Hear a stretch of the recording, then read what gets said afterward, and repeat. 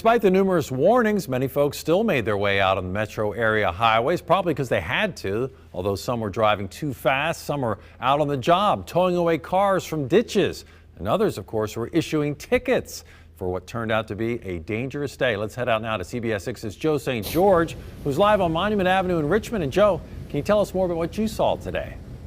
Yeah, good evening, Bill. Whether you're on a side street off Monument Avenue like this one or on a main road like I-95, drivers have consistently said today that these streets have been wet, they have been slippery, and at times they have been dangerous. As Mike noted in his forecast, the farther west you went today, the more likely you were going to see ice on those roads. Statewide, 544 accidents took place today as a result of this winter weather. A reminder to all of us to be careful as we head into the work week.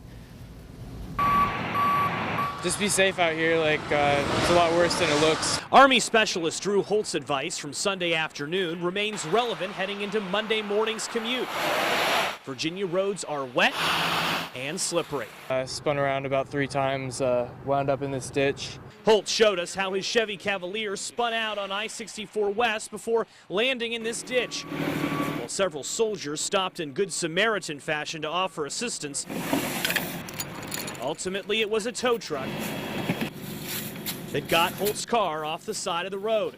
Glenn Hicks tells CBS 6 he pulled cars out of ditches all Sunday afternoon. There's been a couple of bad accidents, but most of them are what you see it here. You know, just slide off the road. Other accidents included rollovers off 295 and head-on collisions with cement guardrails on 64. The worst conditions were west of the Richmond Metro, where this Mercedes crashed in Goochland.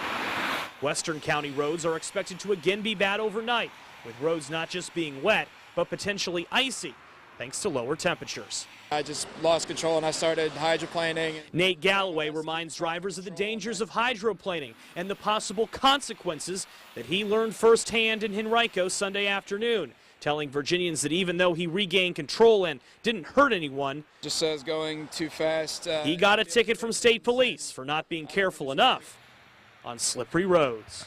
I just don't understand why, because it's just the roads. It really wasn't my driving.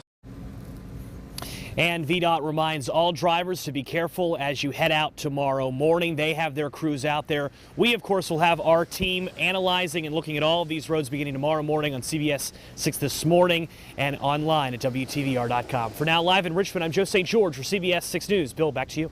Thank you, Joe.